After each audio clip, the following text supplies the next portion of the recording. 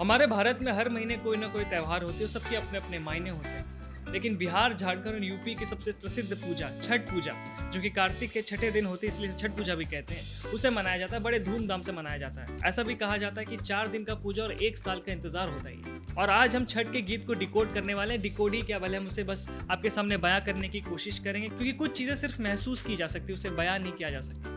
Hello, this is सागर राज सिंह और you are watching बजुक। और आज हम डिकोड करने वाले हैं, या फिर ऐसा कह सकते हैं कि आज हम बात करने वाले हैं छठ के गीत के बारे में, क्योंकि ये गाना क्यों हमें इतना पसंद आता है और क्यों लोग इसे इतना कनेक्ट करते हैं। चलिए सबसे पहले जानते हैं कि छठ पूजा है क्या और कब मनाया जाता है। तो ये कार्तिक के महीने में छठे दिन में मनाया जाता है, इसलिए इसे छठ पूजा कहते हैं। और यहाँ पर सूर्य देव की पूजा की जाती है, उसके साथ साथ छठी मैया की भी पूजा की जाती है। और ये भी कहा जाता है कि भगवान राम और सीता मैया जब अयोध्या वापस आए थे रावण का वध करके, तो उन्होंने सबसे पहले छठ पूजा किया था। इसके साथ साथ ये भी कहा जाता है कि द्रौपदी ने अपने 5 पांडव के सुख के लिए भी पूजा करते थे। कहानी कुछ ऐसी भी है कि जहाँ पे राजा प्रियव्रत और रानी मालिनी को बच्चे नहीं हो रहे थे, उन्हें संतान की प्राप्ति नहीं हो रही थी। काफी साधु संत को दिखाने के बाद, हवन करने के बाद भी बच्चा मरा हुआ पैदा होता था। और एक टाइम के बाद राजा इतने परेशान हुए कि अपने बच्चे के साथ खुद को खत्म करने के लिए जा ही रहे थे, तभी देव सेना प्रकट हो जाती है, यानी कि छठी मैया प्रकट हो जाती है। उन्हें कहती है, अगर तुम्हें संतान चाहिए तुम मेरी पूजा करो, मेरी आराधना करो, तुम्हें सब कुछ मिलेगा जो तुम चाहते हो। और ये भी कारण है कि लोग छठ पूजा करते हैं, क्योंकि उनकी इच्छा पूर्ति का भी समय होता है। अगर किसी को इच्छा है कि अपने हेल्थ को लेकर, संतान को लेकर, तो लोग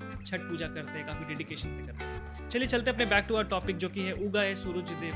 गाने को हम आज समझेंगे, इस गाने के बीट्स को समझेंगे कि ऐसा गाने में क्या है जो हमें इतना रिलेट करता है, इतना खूबसूरत लगता है हमें सुनने में। चाहे कोई भी सिचुएशन में आप, चाहे मूड आपका अच्छा ना हो, आप कभी बुरा फील करो या कुछ भी नॉस्टैल्जिया फील करो, आप एक बार जब गाना सुनते हो आपको भी गूज बम्स तो आते ही होते होंगे। पहले इस गाने को गाया अनुराधा पौडवाल ने, इस गाने को कंपोज किया है सुरेंद्र कोहली ने।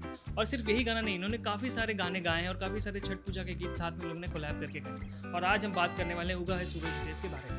फिर जब गाना शुरू होता है तो हम सुनते हैं उसमें बांसुरी, ढोलक, शहनाई, बाकी सब इंस्ट्रूमेंट मिक्स करके कुछ हमारे सामने प्रेजेंट होता है। पहले जो बीट हमारे सामने प्रोड्यूस होता है ना, इसे हम बयान नहीं कर सकते, बस महसूस कर सकते हैं। और अब कोई भी धर्म के हो, कोई भी जात के हो, किसी सिचुएशन में हो, हमें ये गाना हिट तो ज़रूर करता है, क्योंकि ये कुछ है, क्योंकि मैजिक तभी होता है जब आप उसमें पूरा सोल डालते हो। और इसमें कहीं ना कहीं हमारे धर्म का या फिर इतनी पॉजिटिविटी होती है इस चीज़ों को लेकर कि इतने अच्छे वे से हमारे सामने ये प्रोड्यूस होता है कि हम जब भी इसे सुनते हैं ना, हमें यार कुछ तो फील होता है। और इस गाने में जब स्टार्टिंग में इंस्ट्रूमेंट्स बजती है, उसके बाद इस गाने को ना 4 वर्ड्स में डिस्ट्रीब्यूट किया गया, और सारे वर्ड्स के कुछ कुछ मायने हैं जो कि मैंने आपको पहले स्टोरी सुनाई थी, उससे कहीं ना कहीं रिलेट करते हैं। और आज हम उसके बारे में डिस्कस करने वाले हैं। उगा है सूरज देव भेल बिन सरवा, अरग केरे बेरवा, पूजन केरे बेरवा हो। बड़ की पुकारे देव दूनों कर जोरवा, अरग करे बेरवा, पूजन करे बेरवा हो।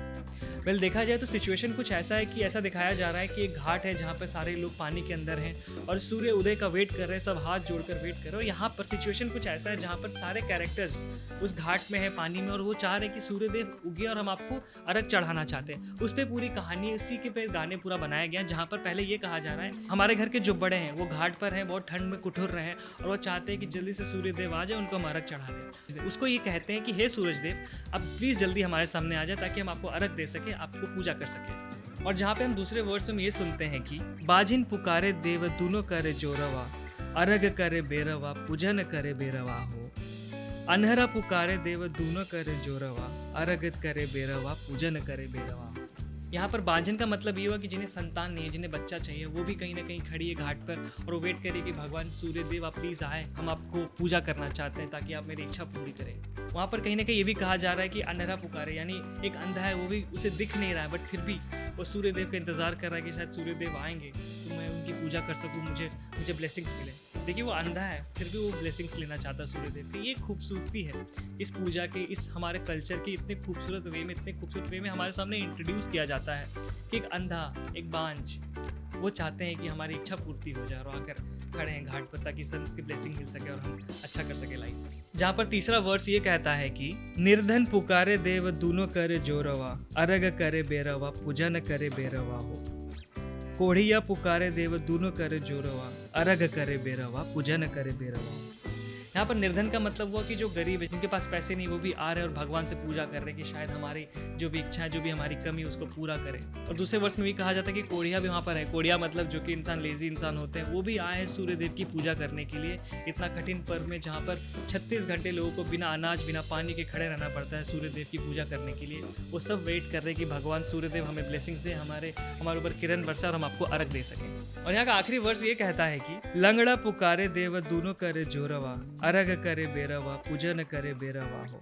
उगा है सूरज देवा भेर बीर सरवा, अरग करे बेरवा पूजन करे बेरवा हो। और आखिरी वर्ष में ये कहा जा रहा है कि एक लंगड़ा जो सीधा खड़ा भी नहीं हो पाता है, वो सूर्य देव की पूजा करने के लिए पानी के अंदर खड़ा हुआ है, और ताकि वो सूर्य देव को देख सके, उनसे ब्लेसिंग्स ले सके, और जो भी उसकी इच्छा वो पूरी हो सके। वेल ये था decoding of the song. Well decoding क्या, मैंने तो बस आपके बोल समझा कि इस गाने के बोल क्या है, क्योंकि इस गाने को हम सब बहुत इंजॉय करते हैं, पर इसके बोल नहीं समझ पाते। तो मैंने सोचा कि मैं कोशिश करता हूँ आप सबको समझाने के लिए कि इस गाने में क्या कहा जा रहा है, सूर्य देव को क्या कहा जा रहा है, कैसे सूर्य देव के सामने हम ब्लेसिंग्स मांगते हैं, सब कुछ हमारी इच्छा पूरी करने के लिए कोशिश करते हैं। पहले अगर आपको वीडियो अच्छा लगा तो कमेंट सेक्शन में जरूर बताएं कि आपको छठ के गाने कौन से अच्छे लगते हैं, और ऐसे वीडियोस के लिए बाजू को सब्सक्राइब और वीडियो को लाइक करें। जय छठी मैया।